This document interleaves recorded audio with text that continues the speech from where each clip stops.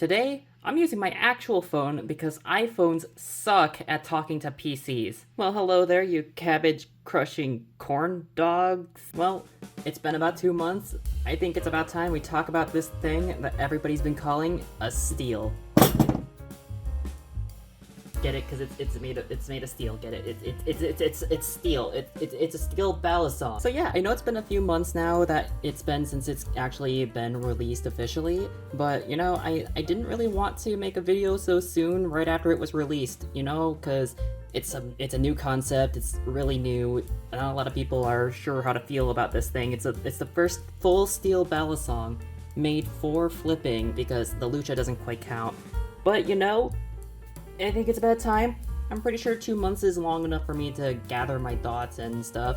Or wait, no, it hasn't been 3 months. Well, either way, I think it's time to talk about, well, I'm using a canyon because I don't have a lucha anymore, or any other steel balisongs for that matter, but I think it's time to talk about steel balisongs and also the canyon, I guess, in the meantime, right? So yeah, what are my thoughts right now of the canyon and at large where steel balisongs are in terms of the balisong and flipping world? Well, we're not 100% there, but I think that this thing works as a good proof of concept that we're getting something somewhere, I guess. I mean, it works, it flips, it's surprisingly well balanced, but it still has its flaws, and I think that there's things that can be improved on it. And that's okay. It's the first of its kind, but it's not perfect yet. So first and foremost is something that I noticed right off the bat within the relative first week-ish of getting this thing, and flipping it for that first week. It's got some interesting hotspots. I mean, it is full steel, as you can tell by how skeletonized it is. You gotta take away more material for a steel balisong because steel is significantly more dense than aluminum or titanium, which are the common materials used for flipping balisongs, and that's what this is trying to be. Well, if you notice here, there's some interesting places where there could be some accumulated mass to make those weird hotspots when you've got such a dense material. That's something you actually got to keep in mind when you're doing something with something as dense as this. This canyon decal actually has a noticeable hotspot that I at least found was noticeable, and it kind of throws me off a little bit. It's not the worst thing, but it's still there, and I can still feel it. I mean, it looks nice. Of course I think it looks nice, otherwise I wouldn't have bought it either. Well, I guess I would have because I wanted to try it, but I think it looks nice. It's just a noticeable hotspot. And also the ends, because there's so much more material here than the rest of right here, there's a noticeable hotspot at the ends where it's very end-weighted. And something else that I've noticed about it with its relatively dense material is that for its size, and for how skeletonized it is, it's rather heavy. And in being so heavy like this for its size and with its weird hotspots, this thing does not like momentum changes that much, if you can tell there. It's a little bit hard to get it to move how exactly I want it, just because it's that heavy. Well, again, heavy for its size, it's not super heavy, but it's noticeable, and it really fights you when you're trying to do weird ricochet momentum switches. You gotta have a lot of finger strength to do that, or you're insane somehow. Either works, and either is okay. And speaking of it being skeletonized, well, look at it compared to something more standard like this Kraken, right? Look at the channels. That thing has a very wide channel, and also, these cutouts on the faces are just as wide, well, maybe not quite as wide, but they're still pretty wide.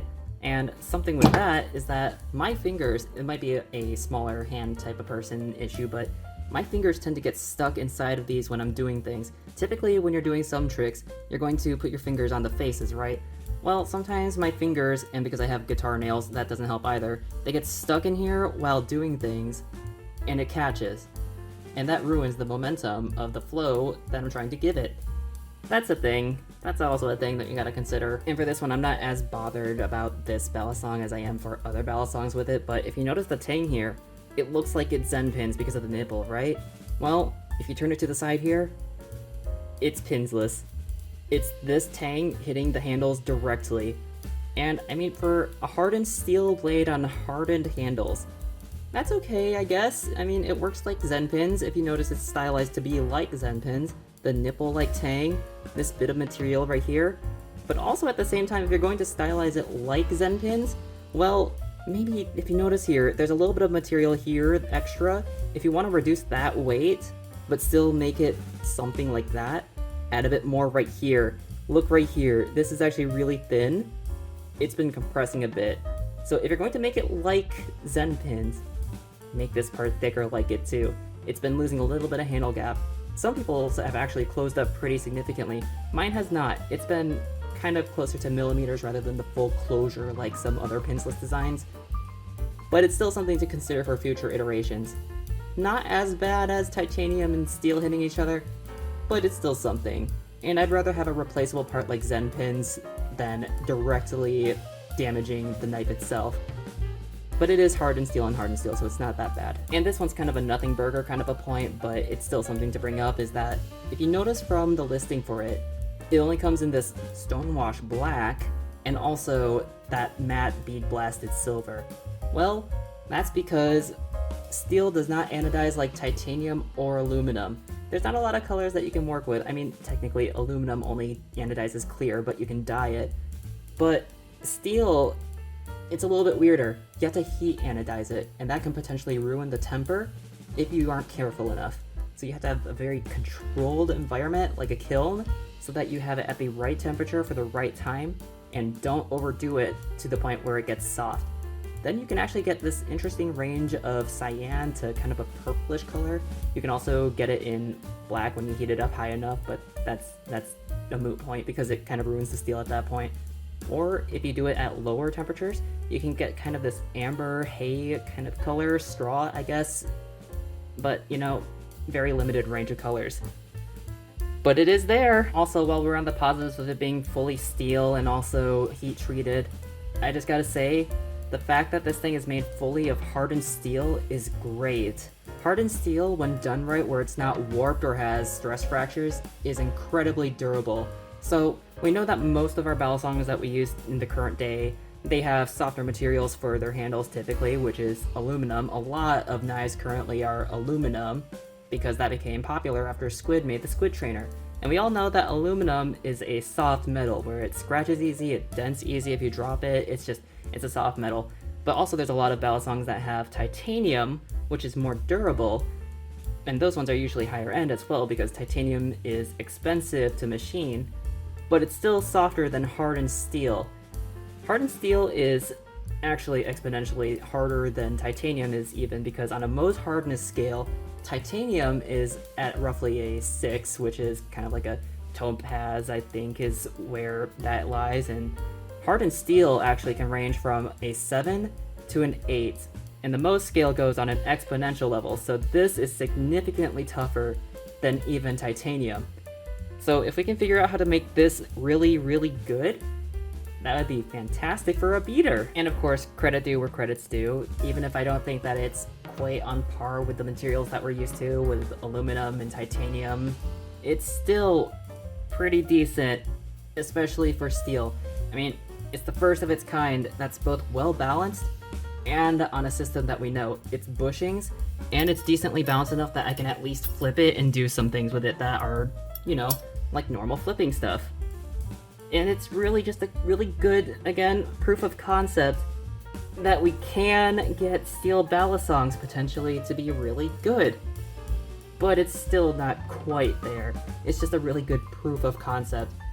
But it's paving the way to something interesting in the future, I feel, which is still good. So ultimately, my thought on full steel balisongs and an extension the Canyon, as of today, the current day of May 2024, well, it's a really good proof of concept. It's far, far from the worst. Absolutely not the worst thing out there. But it's also not the best, and it's very far from standard. I think it'll work okay for most standard flipping, but say like weird things where you do weird momentum switching, oh boy. That was a swivel that I failed. Well, it doesn't like momentum switching very well, is my point. So if you're doing strange flipping, it's not as good for that. Oh. Well, that's a good example, right? It stalls its momentum sometimes. But yeah, even though it's cheap, I don't know if I'd really recommend this to beginners necessarily. I mean, it's far from the worst still, but it's not going to do a lot of the things that standard balisongs are going to do. So I don't know if it would be a very good training tool for new people in the hobby. They're gonna get some interesting habits from it, I think. Even more interesting from something like a Vulp where it doesn't really grow with you for very long. So I don't know if I would really recommend this over even a vault. Even if it doesn't have some of the strangeness of a vault, it has its very own strangeness that makes flipping strange. So definitely more for somebody who's a bit more experienced and knows how to move a balisong already. Something fun to just toy around with and do something with as something non-standard. But because it's so non-standard, it's just not a very good training tool, right? Yeah. TLDR. Steel good, but not quite fully there, not quite great. Not for beginner. Beginner, get something more standard. Excited for future thing made full steel. Thank. So anyways, I think that's it for now. If you've made it to this point, thanks for watching. I hope you enjoyed whatever this was. It's not a review, but it's also not a video essay. It's something. If you want more things like this, subscribe, I guess, if you want to. Or more whatever I made here with my own 2 hands and a phone and something. I still don't know how to do outros. Help! You know, I kind of wanted to record some stuff outside today, because, you know, it's getting warmer and I kind of like being outside while I flip, but as you can see, I don't think that's going to be a very feasible thing to do right now. It's rather wet. And I don't know about you, but I don't really like my knives rusty. So,